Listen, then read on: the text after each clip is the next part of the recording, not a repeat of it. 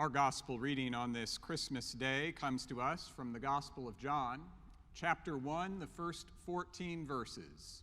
If you'd like to follow along in your pew Bibles, you may do so on page 862. Let me invite you to listen for God's word to us this morning.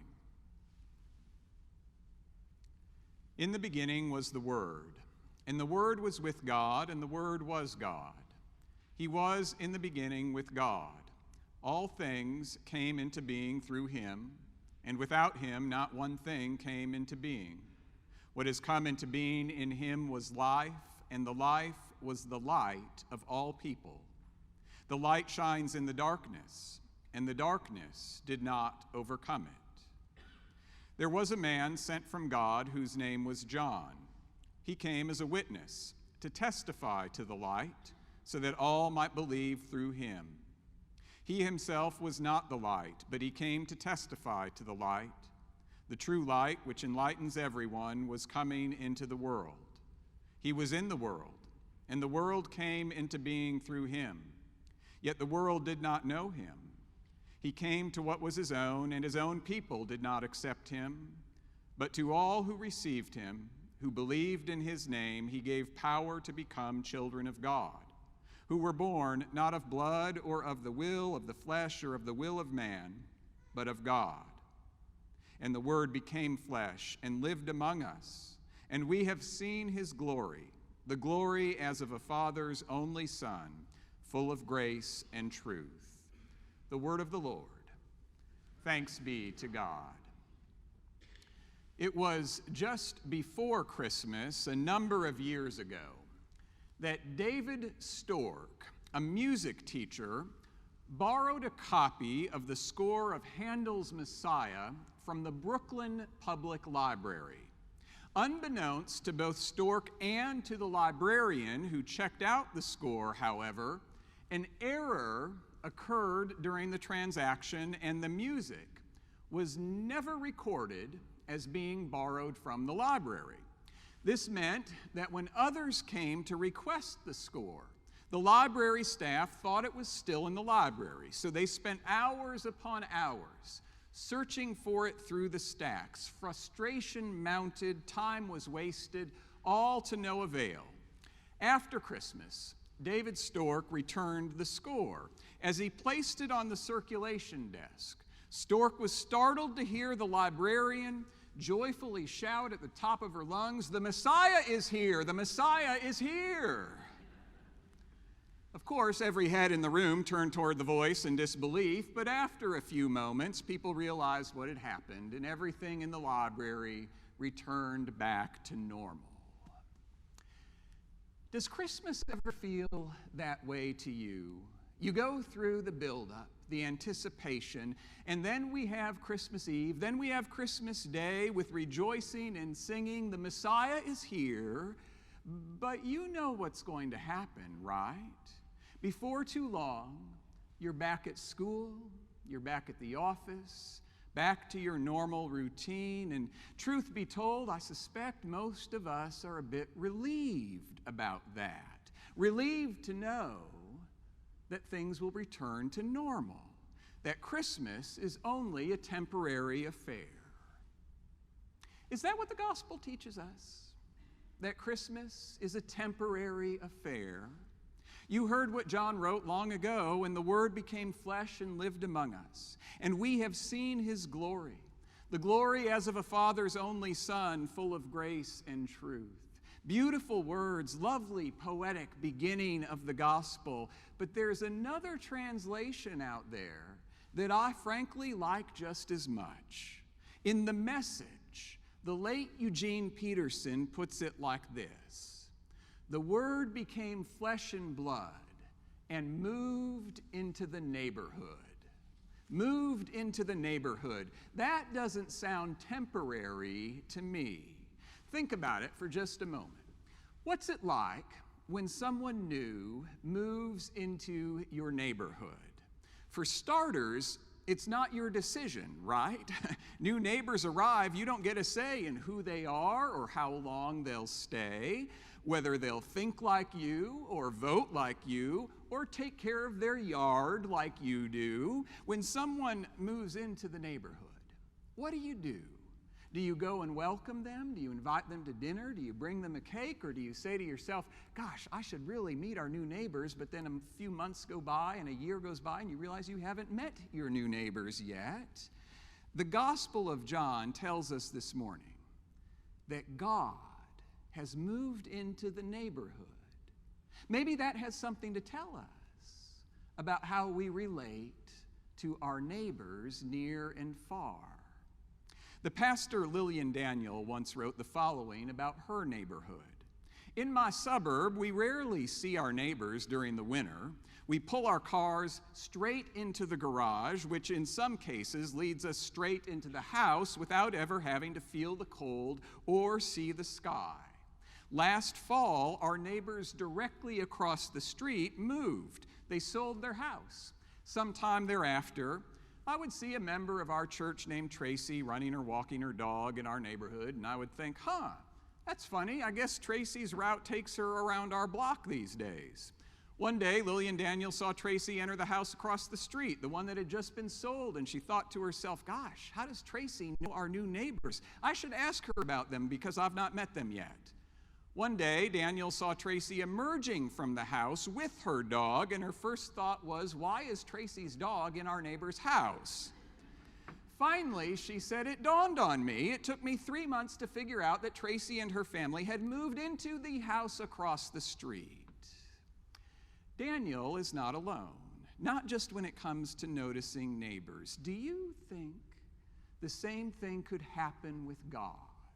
Do you think it's possible for God to move in, for God to take up residence in our lives, to live in our neighborhoods, to walk by us on the street, and most days we don't know God is there? Well, maybe that's possible for some folks, but not for this group, right? I mean, this is a dedicated group. It is Christmas Sunday, and you are here in church after most of you were in church last night. This is the loyal group around here. If anyone knows where to find God, it must be all of you. So let me try a little experiment with all of you right now. How many of you here today have ever felt God's presence in this church? Raise your hand if you've ever felt God's presence. Good. Now, I want to locate the exact places in this church where we can find God. Places where you might expect that you would experience the love and grace of God in this church. We'll call them holy places, places where we have seen God at Westminster. No need to raise your hands, just nod your head if your answer is yes. How many of you have ever had the sense that God was present right here in this sanctuary? Yeah, all right. How many of you have ever experienced God in a classroom when you were learning something new? Yeah. How many of you have ever known God's presence when you were sharing a meal in the fellowship hall of our church? Yes. Or how about when you were involved at It's Elementary? Or when you were in the youth suite? Or when you were coaching a basketball team in the gym? Lots of holy places in this church, and there were people nodding their heads to every one of those questions. Now, how many of you have had an experience of God in the parking lot of our church? I see maybe one head nodding right now. I'm not surprised.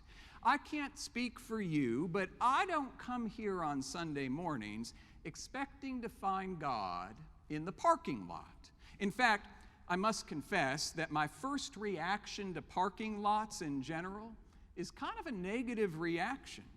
Think for just a moment about what happens in the parking lot. Unofficial church meetings can take place in the parking lot. You know what else happens in the parking lot? Accidents can happen. There was a time when we bought a new minivan years ago at another church. What happened 2 weeks later? A church member bumped into our minivan. We couldn't get mad at that person. We weren't mad at that person. There was grace abounding. I also remember, however, in yet another church, when somebody was running late for church and they zipped into the parking lot. and there was a family with kids walking nearby. And that person realized afterwards what they had did, and they got out of their car, and he said to me after worship that day, he said, I need to get my priorities straight. There are children of God in the parking lot, and I'm worried about being late for church. See, I'm not too big on parking lots. A number of years ago, I pulled into the parking lot of my doctor's office. This was back in Texas, and the only place that I could find was a very narrow space. This big old SUV had done a poor job of parking, and they were parked over the yellow line, which encroached on my space that I needed to fit my car. I still managed to get in that parking space, but part of my car kind of encroached over into the other space. Well, I went to my appointment, and when I returned, there were 2 new cars on either side of me. And then I noticed that there was a note on my windshield. The note read, "Please learn how to park!" Exclamation point. You really made it hard for me to get out of my car. Double exclamation point. Please learn to be considerate of others. 3 exclamation points. Well, by the 3rd exclamation point, I was a little upset. It wasn't my fault. The SUV that was no longer there had made me park where I was. I got blamed for something I didn't mean to do. Do you see what I'm talking about? My first reaction may not be a positive reaction to parking lots, but the truth is, I don't spend a lot of time thinking about parking lots. After all, a parking lot is a transitional space, a temporary place. Parking lot means you're not staying. You're on your way to the next place. But after hearing today's gospel reading, maybe I should change my tune. You see, I remember the summer of 2020 when the pandemic was in full swing and we were about to reopen the weekday school that fall. Only we had to figure out how the kids would get dropped off and picked up. Our former way of doing it pre-pandemic was not going to work. We needed a new system that would keep the kids in their different pods, in their different classes, so they would only be coming in contact with the kids in their same class, and that totally overturned the way that we had parents enter and exit. I have a vivid memory of the Friday afternoon when a member of this congregation graciously offered to help. She was a genius. She and our weekday school director came up with a design, and it worked for the parents and it worked for the kids. I never could have figured it out on my own, and I was grateful. Grateful to know someone who understood a place on our church facility that I never paid attention to. Someone who understood and knew parking lots. You see, we're not just talking about parking lots this morning. We're talking about that place in your life that you don't pay much attention to these days. The marginal place, the overlooked place, the place where you never expect God to show up. Do you recall last night's story? You're allowed to nod your heads at that. Yeah, you recall last night's story, right? Joseph and Mary looking for a place for Mary to have her child. She did not give birth in a hospital. She did not give birth in a home, and there was no room for them in the inn. They were off to the side, on the margin, in a temporary place. They were, can I put it like this? They were in the parking lot. Do you have any parking lots in your life? Any places where you never planned on meeting God, could not imagine God showing up there, and then the Word became flesh, startling you, surprising you in a place you never expected God to be.